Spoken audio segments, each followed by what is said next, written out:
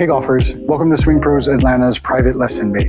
This is the first of many training aid review videos I want to do with you guys. I'll start with the LagShot, but I'm open to different ideas. If you guys have seen stuff online we can look at. We've got a bunch of training aids here that I'm going to do just so that when you come in and practice, you're familiar with how to use them.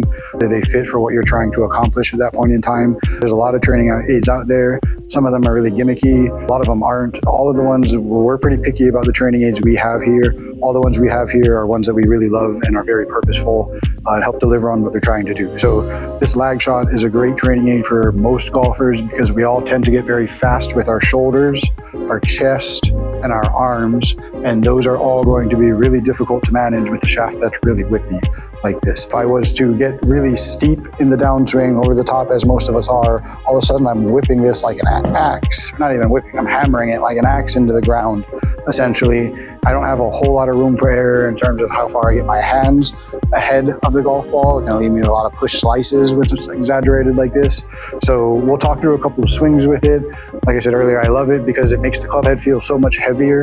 One of the things we talk about with a lot of clients is in the transition, waiting on the weight of the golf club to change directions and not getting to the top and forcing it to change directions. And so again, if I force this one to change directions and yank it with my arms, the club face is going to end up so far wide open that I'm going to hit a lot of slices with it. So we'll talk about how I can manage it. The other thing we're going to try and do is talk about how we can maybe band-aid some of my setup stuff to make some of the training aids easier to feel the exaggerated sensations I'm trying to go after. And so let's dive into a couple swings. I'm going to hit the first few off of a little disc like this, which is basically taking one of those tees and putting it into the ground up to the top.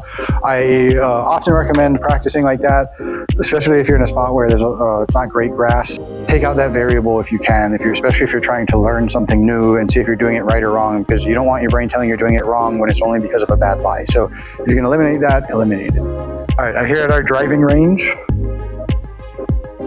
we've got no target set. Actually, break. I'm gonna set a target. I went with 180. I made a one club challenge that I did at Kapalua Bay, my first installment of that. And I also used this for that. And so I noticed when I hit it best, I was hitting it about 180 to 185. Swing number one, I make sure my setup's right. Head and chest need to be behind the ball. So it's gonna go pretty straight. A lot of my best shots with this are gonna be high draws for the most part. I didn't hit it great. My contact wasn't very good. I definitely, if I was to go back and look at that, I came too far from the inside, so I definitely yanked it with my arms a little bit. One of the things that I think helps a lot of our clients with this training aid is we talk a lot in the setup of having the head and chest back, maybe feeling if there's a laser. Here it's pointed behind the ball, but on the target line, not back here or anything crazy like that. Behind the ball on the target line, that becomes more progressive as the club gets longer. This is a 7-iron, so I'm doing everything pretty much to neutral for the most part. So that was my first swing. I hit it fat, so first thing I should suspect in that situation is I probably didn't really use my legs very much. So I wouldn't imagine my legs are terribly warm yet. So I'm gonna do everything the same, but I'm gonna try and push into the ground a little better this time. You may have heard it with the contact a lot flusher with the second one. Again, the legs, who would have thought? They make a big difference. Get in that green, not quite into that bullseye area, but 17 feet short and right. So we can see right away the idea of having my chest behind the ball makes it a lot easier for me to feel what my legs are doing on their own. If I was to start setup stacked between my tailbone and the center of my chest, it's so much easier for me to do stuff like this. Push a club like this, boom, there I am, trapped, stuck. Club face is gonna stay open. The other miss that I tend to have with this golf club, and again, this goes into stuff like driver more than it does pitching wedge, but I need to make sure that the club head goes past my hands through impact. Where I'm gonna push these a little bit is if I do all the other stuff right with my legs, but I end up here with my hands too far forward. Sometimes that starts in the setup itself, just setting up with the hands too far forward because you read online, hands in front of the ball or forward press, whatever it is. That's great and all, but it's almost like if you just let the club sit on the ground, it's built to have forward press. Then I just put my hands on it. Barely different from my impact. My impact, they're a few degrees further forward, but if I go like that, again, I'm pushing that every time, unless I flip my hands and hook it left. Chin up. I'm gonna go through a process. If you guys haven't seen our process, grip, leverage, and positioning first. Arms on top of the body, bend, bend, bend, bend, bend. I'm gonna have to check, grip pointed at my belt line, that looks good. I said hands forward, but it's as if the club was just sitting there. I have to wiggle everything a little closer. I'll look in the mirror one more time, and I'm ready to go. Let's do it, legs. Oh gosh. let's do it legs led me to a big old overswing. So it's not gonna be our last swing of the day. I can't end on that one. You guys can slow that down in real time if you want. I'm gonna go back and look at it myself. We were just talking about the impact position a second ago. I went from address into impact, which is a drill Kevin par 7 with mulligan does with a lot of people. Address to impact. See how the center of my chest is still behind it? This was because of thousands of swings. I felt as though my chest was here, it was down closer to my toes as opposed to behind the golf ball. And that led to the club face having to be open. Again, unless I do something crazy like flip my hands, which I don't want to be doing. I'm okay with pushing that, but I need to know why I push that. And that starts with feels. That's why we do stuff like the address to impact drill. And so many people get so much success out of it because it's like, oh, that's what impact is supposed to feel like.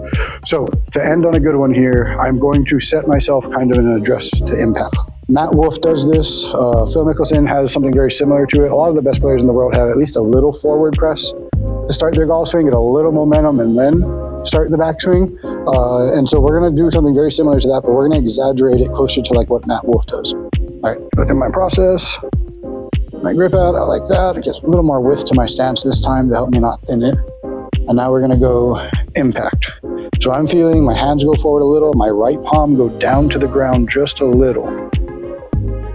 And then we're going to just recreate that.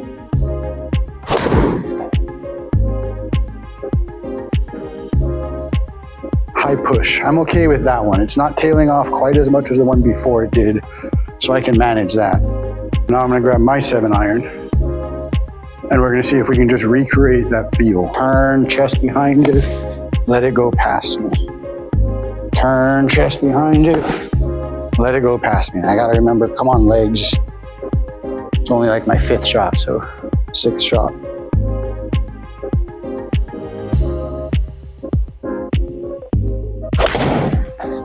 Should be that high draw, yep. That I was looking for out of the lag shot. I hit my 7-iron a little further than I do that, but I think it's almost gonna land on the line, which again, I just have to find the feel, and then step in with my club.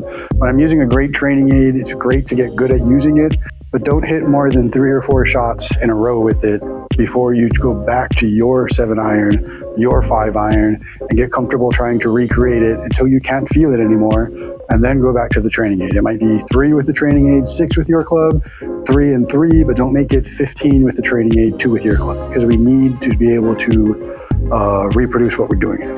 Thank you guys for watching. I hope you enjoyed that. Let me know what training aids you want to see next.